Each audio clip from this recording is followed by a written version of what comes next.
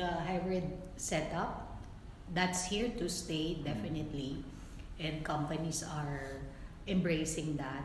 People are not going to the office every day and bringing offices near the houses of their employees.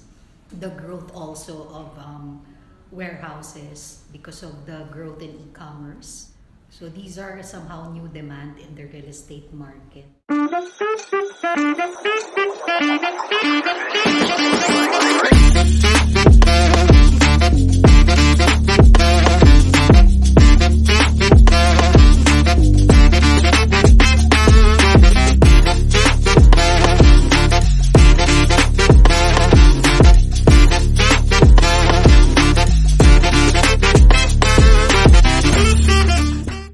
Hello everyone, my name is Sheila Lobien and welcome to our first podcast. This is Lobien Realty Group's podcast, and with me today are my co-founders, Jericho Linao and Steph Nang. So we'll be talking about the history of Lobien Realty Group and share some memorable firsts in our journey. So we started back in late 2018. Officially, we opened the business and the office in, I think, April 2019. And we were lucky, I think, because the first year, that was the height or the boom of the property market. And when we started, of course, we already have Jericho and Steph and Jocelyn and some people from our previous company. Starting the business, I would say, was easy because of the market conditions at that time. And we had the people with experience and we were all driven. And I think we know the business well. It helped us in starting and taking off quite smoothly. Well, the three of us came from a different company before we formed this one, so we were very comfortable working with each other. That's why we actually selected. That's why Sheila also selected us to form Lobien Realty Group. Yeah, it was easy to work with them because we've known each other for more than 8 years at least. So, and then hiring the right people made the company, I guess, successful during the first year. Yeah, I think for the three of us, we started as colleagues, and it was easier to transition from colleagues to business owners to running the team because we already know each other. So compared to friends who became business partners, in our case, we're all colleagues, so we know how we work. We know how people, how each of us think and react on certain things. So coming together and putting the team was actually quite easy because of that past experience.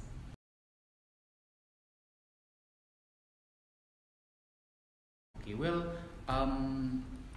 what I can say our competitive edge is, like this is already our 6th year, is that we always stay true to our motto, which is building lasting partnerships. So we ensure that all our clients are properly taken care of, not just during the transaction, but even after we close the deal.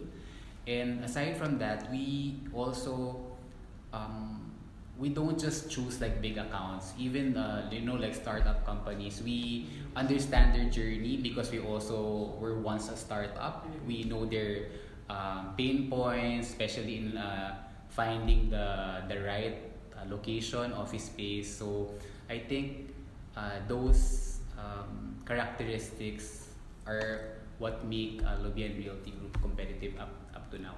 I guess from the very beginning until now, the people who supported us are the ones who we had a relationship with, and we continue to bring it to this table. And they're the ones who's continue to refer big business to us.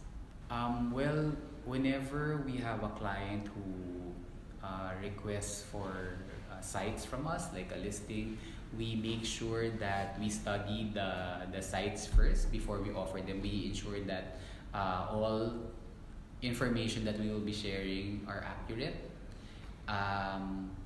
We also put ourselves in the shoes of the client, what they would like, where their business would grow. So we always keep that in mind whenever we service our clients. So that too keeps us competitive up to now. So we have that global experience and training in a way, and local knowledge of the market. And real estate is always about location and people who are local, who are familiar with the market. And I think that's one of our edge, because we're all Filipino and we know the market well in a way, so we can really service especially foreign clients. So we know what to tell, we know what to advise them. We do our homework, we study well, we study their situation before we even advise or we even give them a solution.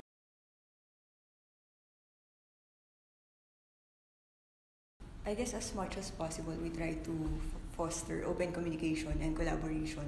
So we try to talk with everyone to understand how they feel, or ask them what are their challenges, so we can also assist them and in helping them with their clients to close the deal.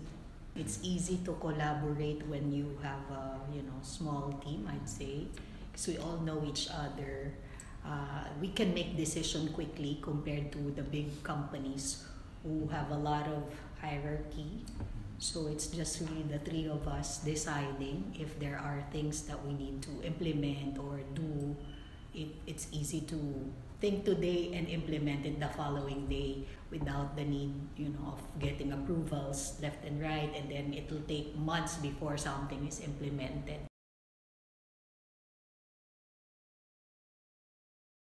So as everybody knows, there has been a big drop in demand since the pandemic.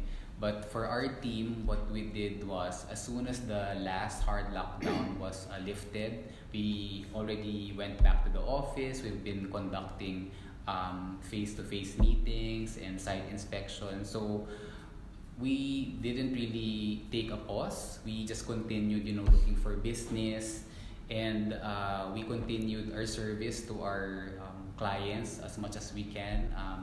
Of course, just observing the proper protocols before. So I think that also helped us to get by the pandemic, because we were still focused on looking for business, doing business development activities. So yeah, I agree with Jericho. So the most challenging, I'd say, problem that we had faced was actually the pandemic. And I think that's the same for all companies globally. I don't think there's any other challenge that would be more difficult than that. So it tested not just our faith, our health, but also the company's strength as well. The good thing about us, I'd say I'm proud that we are good in managing the company finances, because we had no debt.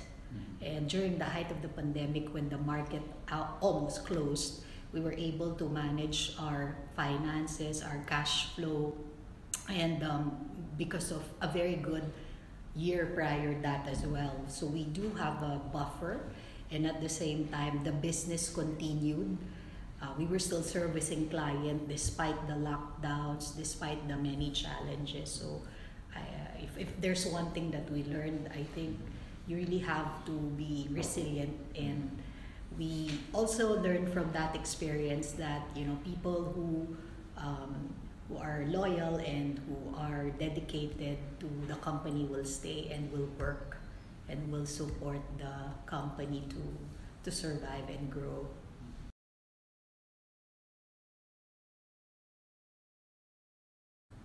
I guess pre-pandemic, an office would try to put in as much as many people they can in a space. But because of what happened during the pandemic, they want more open space. They want to, I guess, give like more amenities to their employees, so that to encourage them to go back to the office, because right now we're still seeing the hybrid work that's it being implemented by most of the companies. Yeah. So the hybrid setup, that's here to stay definitely, and companies are embracing that. People are not going to the office every day and bringing offices near the houses of their employees.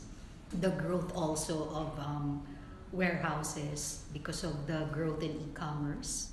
So these are somehow new demand in the real estate market. And bigger homes for those who can afford, we have seen that. They want bigger space because most of them are also working partially at home and well, half of their time either in the office or elsewhere, working from anywhere. So those are the changes that we've seen in the market after the pandemic. Retail was the first one who recovered. Yeah. after or during the pandemic. They're the ones who were the braver industries who wanted to expand and open new sites, new branches. There are several BPO companies who also took space. Of course, not the same as pre-pandemic level, but they are either growing or they are relocating to different sites. Then we've also noticed government offices taking new office. Actually, some of them are considerable ones, like in terms of size.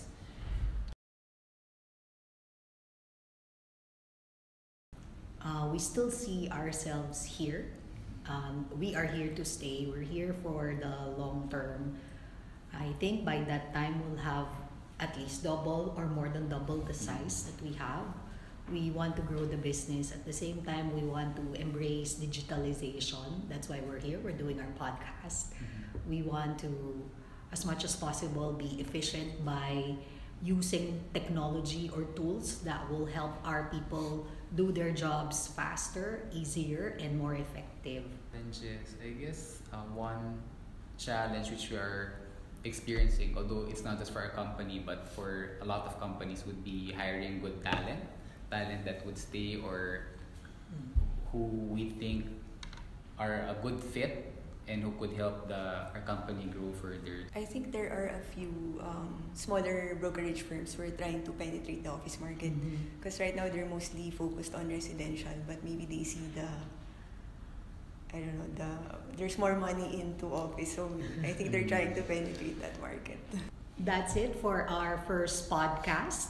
Thank you for joining us today, and we want to invite you to follow us and check our social media, Instagram, Facebook, LinkedIn, and our website, www.lobiengroup.com.